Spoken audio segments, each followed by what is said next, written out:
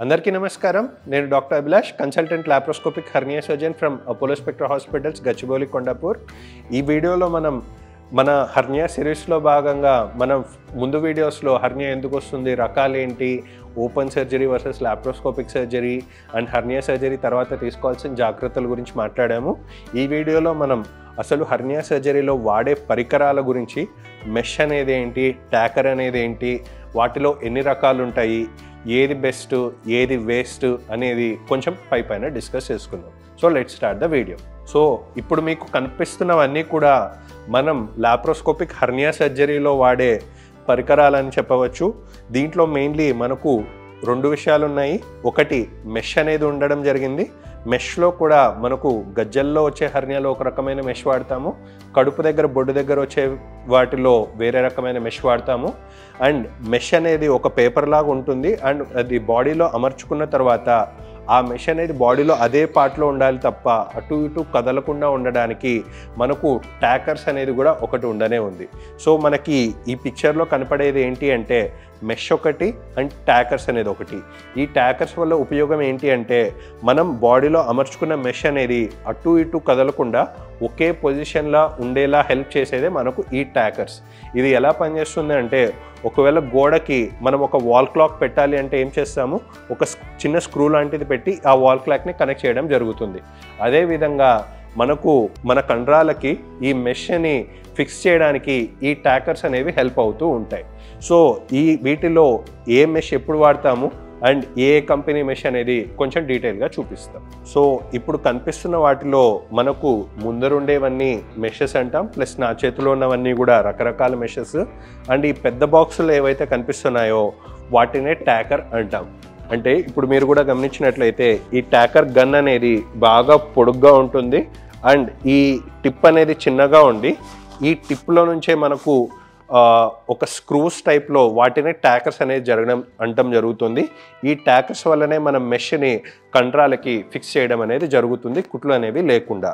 So 1 by 1 సరే మెష్లని ఉన్నారు, but ఇన్ని మెష్లు అసలు ఎందుకు, ఏదన్నా డిఫరెన్స్ ఉందా లేకుంటే అన్నీ ఒకటేనా అని చూసుకున్నట్లయితే మనం ముందు వీడియోస్ కూడా చెప్పుకున్నట్టు గజ్జల్లో పెట్టే మెష్ ఒక రకం అయితే కడుపు లోపల పేగులకు అతుక్కోకుండా పెట్టే మెష్ ఇంకొక రకం ఉంటుంది. సో అందుకే గజ్జల్లో పెట్టే మెష్ అనేది మనకు కాస్ట్ పరంగా తక్కువే ఉంటుంది, కానీ కడుపులో పేగులకు అతుక్కోకుండా మనకు ఏదైతే ఎక్స్ట్రా లేయర్ అనేది వస్తుందో ఆ మెష్ వరకు మనకు కాస్ట్ అనేది బాగానే ఉంటుంది. సో ఇప్పుడు మనం చూస్తున్నట్లయితే ఇక్కడ ముందర 3 కనపడేవి ఏంటి అంటే మనం గజ్జల్లో హెర్నియాకి వాడే మెష్లు అనుకుందాం. సో వీటిలో కూడా మీరు చూసుకున్నట్లయితే 3 డిఫరెంట్ కంపెనీస్ ఉన్నాయి. కంపెనీస్ మాత్రమే డిఫరెంట్ కాదు, మెష్ టైప్ కూడా డిఫరెంటే అని చెప్పవచ్చు. ఎందుకు అంటే ప్రప్రథమంగా ఇక్కడ మీకు కనిపించే మెష్ ఏంటి, ప్రొలిన్ మెష్ అంటాం. ఈ ప్రొలిన్ మెష్ అనేది మీకు బాగా గమనించినట్లయితే ఇక్కడ మనకి ఈ ప్రొలిన్ మెష్ అనేది మ్యానుఫ్యాక్చర్ ఎవరు అని చూసుకుంటే జాన్సన్ అండ్ జాన్సన్ కంపెనీ వాళ్ళది అని చెప్పవచ్చు. సో ఈ ప్రొలిన్ మెష్ అనేది ఏంటి, ఫ్లాట్ మెష్ అని చెప్తాం. అంటే ఈ మెష్ అనేది ప్రాపర్ పేపర్ లాగా ఒక సన్నటి ఫ్లాట్ రూపంలో ఉండే మెష్ అని చెప్పవచ్చు. కాస్ట్ పరంగా చూసుకుంటే ఈ ఫ్లాట్ మెష్ అనేది ఉన్న అన్నిటి మెషెస్లోకి కాస్ట్ ఎఫెక్టివ్ అని చెప్పవచ్చు, కొంచెం కాస్ట్ తక్కువ అని చెప్పవచ్చు. బట్ క్వాలిటీ పరంగా ఏమన్నా తక్కువ అంటే 100% నో, బికాజ్ ఇది ఫ్లాట్ మెష్ నార్మల్ మెటీరియల్ కాబట్టి ఇది కాస్ట్ పరంగా తక్కువ. ఇదే మెటీరియల్తో మనకు చేసే వేరే మెష్ ఏంటి అంటే 3D మెష్ అని చెప్తాం. అంటే గజ్జల్లో వాడే హెర్నియాల్లో ముఖ్యంగా ఫ్లాట్ మెష్ అంటే ఏంటి, సమాంతరంగా ఉంటుంది. అదే 3D మెష్ వరకు చూసుకున్నట్లయితే 3D మెష్ వరకు ప్యాకేజింగ్ కానీ అండ్ మెష్ షేప్ అనేది కానీ డిఫరెంట్గా ఉంటుంది. ఏ విధంగా ఉంటుందంటే కింద మీకు ఇప్పుడు లింక్లో కనిపిస్తున్నట్టు, బికాజ్ ఇది సీల్డ్ ప్యాక్ కాబట్టి మీకు ఇప్పుడు ఓపెన్ చేసి చూపించలేను, బట్ పైన మీకు పిక్చర్లో కనిపిస్తున్నట్టు ఈ 3D మెష్ అనేది ఫ్లాట్ మెష్ అయితే నార్మల్గా ఉంటుంది. ఈ 3D మెష్ అనేది ఒక కర్వ్డ్ షేప్లో, ఒక 3D షేప్లో ఉండడం అనేది గమనిస్తూ ఉంటాం. సో ఇది ఫ్లాట్ మెష్ అయినట్లయితే ఈ 2 పిక్చర్స్లో కనపడేవి మనకు 3D మెష్ అంటాము. ఇన్ కేస్ మీరు బాగా జూమ్ చేసి చూసినట్లయితే ఇక్కడ మీకు 3D మెష్ ఎలా కనిపిస్తుందో కూడా మీరు గమనించగలరు. నార్మల్ ఫ్లాట్ పేపర్లా కాకుండా ఒక కర్వ్డ్ షేప్లో ఉంటుంది. అసలు ఈ కర్వ్డ్ షేప్ ఎందుకు, 3D మెష్ అనేది ఎందుకు అవసరము అని చూసుకున్నట్లయితే జస్ట్ ఎగ్జాంపుల్కి చెప్పాలి అంటే మనకు ఇందాక మనం ఏమనుకున్నాం, ఈ 3D మెష్ ఇవన్నీ కానీ గజ్జల్లో హర్నియాకి పెట్టుకుంటాము అన్నాం. ఎందుకు అంటే మనకు గజ్జల్లో భాగం వరకు చూసుకున్నట్లయితే ఒకవేళ కడుపు భాగం అనుకోండి, కడుపు వరకు ఎప్పుడు స్ట్రైట్గానే ఉంటుంది. కానీ అదే గజ్జల్లో భాగం వరకు చూసుకున్నట్లయితే సపోజ్ కాళ్ళు ఎత్తాము, కాళ్ళు ఎత్తినప్పుడు ఏమవుతుంది, ఇక్కడ ఒక మడత అనేది పడుతూ ఉంది. సో ఆ మడతలో మెష్ అనేది మనం ఫ్లాట్గా పరుచుకున్నట్లయితే సరిగ్గా కూర్చోదు అనే భావంతో కొంచెం అడ్వాన్స్డ్గా ఏం చేయడం జరిగింది, ఈ 3D మెష్ అనేది తయారు చేయడం జరిగింది. సో ఈ 3D మెష్ అనేది ఏమవుతుంది, మన గజ్జల్లో షేప్కి అనుగుణంగా సెట్ అయ్యేటట్లు ఈ షేప్లో వస్తుంది. సో ఈ షేప్లో ఉన్న మెషిన్ కాస్త మనం గజ్జల్లో పెట్టుకున్నట్లయితే కర్వ్ అనేది ఇలా ఉంటుంది. కాబట్టి మనం కాళ్ళు మడత పెట్టినా కూడా ఆ మెష్ అనేది మడత పడకుండా మనకు హెల్ప్ అవుతూ ఉంటుంది.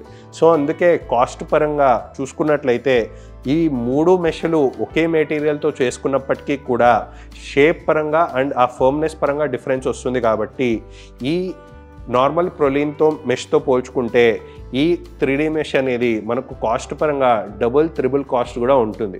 సపోజ్ ఈ మెష్ కనుక, ఈ ఎడమ చేతిలో ఉన్న మెష్ కనుక ఒక 4,000 to 5,000లో అయిపోతే ఈ 3D మెష్ అనేది మాత్రం మనకు ఒక 12,000 to 13,000 మెష్ కాస్టే అవుతూ ఉంటుంది. ఇవి కాకుండా ఈ ఫ్లాట్ మెష్ 3D మెష్ అనేది మనం ముఖ్యంగా వాడేది దేంట్లో అంటే ఇంగ్వైనల్ హర్నియా, గజ్జల్లో వచ్చే హర్నియాస్కి అనుకుందాం. అదే నెక్స్ట్ కడుపు దగ్గర లేదా బొడ్డు దగ్గర కావచ్చు, లేకుంటే కోత ఇచ్చిన చోట కావచ్చు, అక్కడ పెట్టుకునే మెష్ ఏంటి అంటే డ్యూయల్ మెష్ అంటాం. అంటే ఈ డ్యూయల్ మెష్ స్పెషాలిటీ ఏంటి అంటే గజ్జల్లో పెట్టుకునే మెష్లో మనకు ఆ మెష్ అనేది పేగులతో కాంటాక్ట్లోకి వచ్చే సమస్య లేదు. కాబట్టి ఆ మెష్ అనేది సింగిల్ లేయర్ కోటింగ్తో అనేది ఉంటూ ఉంది.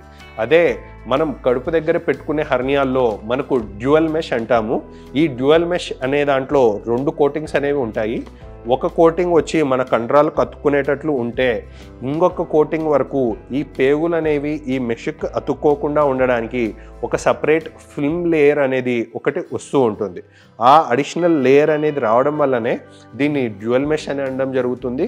అండ్ కాస్ట్ పరంగా కూడా ఈ మనం చూపించుకున్న గజ్జల్లో హర్నియాల్లో వాడే మెష్ అయితే అది 5,000 నుంచి 13,000 మెష్ కాస్ట్ ఉన్నట్లయితే, ఈ బొడ్డు దగ్గర హర్నియాల్లో కావచ్చు, కడుపు లోపల పెట్టుకునే హర్నియాల్లో కావచ్చు, ఆ మెష్ వరకు మనకు కాస్ట్ అనేది బాగా ఎక్కువగానే ఉంటుంది.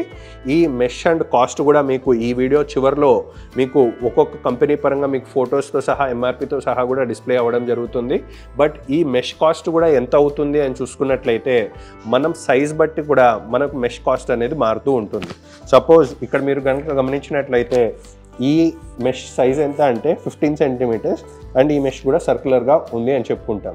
ఒకవేళ పేషెంట్కి కనుక ఇంకా పెద్ద హర్నియా ఉంది అంటే మనం ఈ 15 సెంటీమీటర్స్ మెష్ ప్లేస్లో మనం 20 సెంటీమీటర్స్ కావచ్చు, 25 సెంటీమీటర్స్ మెష్ కూడా పెట్టుకోవాల్సిన అవసరం ఉంటుంది.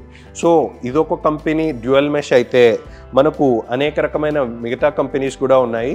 ఇది మెరిల్ మెష్ అంటాము, ఇది కోవిడియన్ లేదా పెరైటెక్స్ మెష్ అంటాము.